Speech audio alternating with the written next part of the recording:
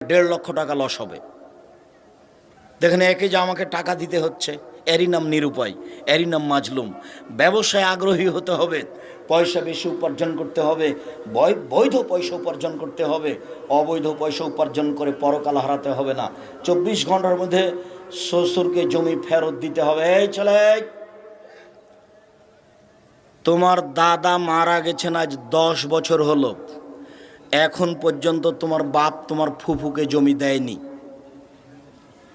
আমি তোমাকে যখন বলেছিলাম যে তোমার বাপকে যদি আমি কুকুর সিরিগালের চেয়ে খারাপ প্রমাণ করতে না পারি, তাহলে আমি জাতির সামনে কথা বলবো না, তখন তুমি আঁতকে উঠেছিলে। বলেন কি আপনি আব্দুর রাজ্জাক সাহেব, আমার বাপ কুকুর সিরিগালের চেয়ে খারাপ? মানে এ কথা আমি বলিনি, এ কথা আল্লাহ বলেছেন।